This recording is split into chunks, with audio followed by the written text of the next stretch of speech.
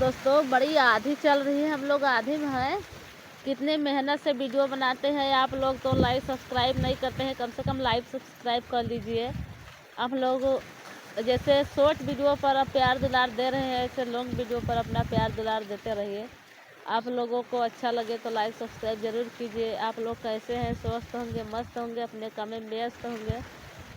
हम भी जो मेरा छोटा काम है व्यस्त है, मगर आप लोग हमारे चैनल के ध्यान नहीं देते हैं। आप लोग जैसे सब बड़े यूट्यूब चैनल के ध्यान देते हैं, ऐसे मेरे चैनल पे ध्यान दो। मेरा छोटा चैनल है तो हम आगे बढ़ाएंगे तभी ना बड़ा बनेगा। तो आप लोगों के बीच में अच्छे अच्छे गीत लाते रहेंगे। चलते सुनाते हैं, देरी नहीं करेंगे। राधे राधे। सब लोगों से प्रणाम कराता है। सोने के पूरैया में खेलानी गुड़ुइया, खेलानी गुड़ुइया, खेलाता खेलाता गई सोई रानी के सोहाग। खेलाता खेलाता गई सोई रानी के सोहाग। सोने के पूरुइया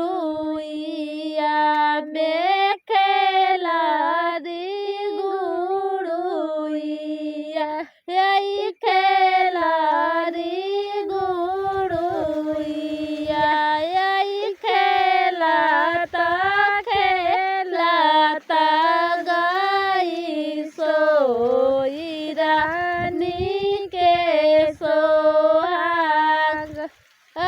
भीतारा से निसारानी माई हो कवाना दे, यही माई हो कवाना दे, यही झारी पोछली हाले उठाई रानी के सोहाग। सोने के पूरुइया में खेलानी गुड़ुइया, खेलानी गुड़ुइया, रे खेलाता खेलाता गई सोई रानी के सोहाग। खेलाता खेलाता गई सोई रानी के सोहाग। भीतारा से निसारानी चाची हो कवाना दे, यही चाची हो कवाना दे, यही झारी पोछली हाले उठा रानी के सोहाग। झारी पोछली हाले उठा रानी के सोहाग। सोने के पूरैया में खेलानी गुड़ुइया, रे खेलानी गुड़ुइया,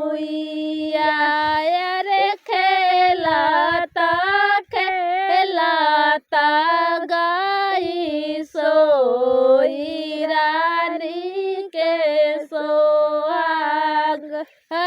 खेलाता खेलाता गई सोई रानी के सो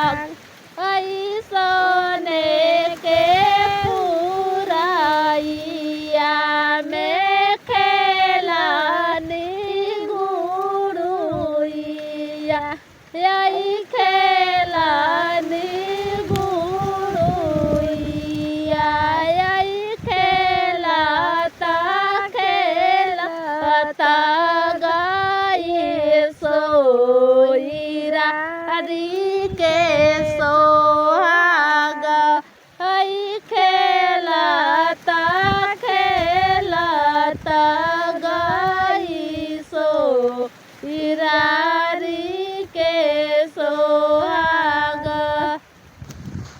आप लोगों के सोहागीत कैसा लगा लाइक कमेंट कीजिए, और आप लोगों को अच्छा लगे तो मेरे सब्सक्राइब भी कर लीजिए। कमेंट में बताइए कि अच्छा लगा कि नहीं लगा, और कमेंट में किए तो अपना नाम भी बता दें कि हम कमेंट में किए हैं या कहाँ से किए हैं।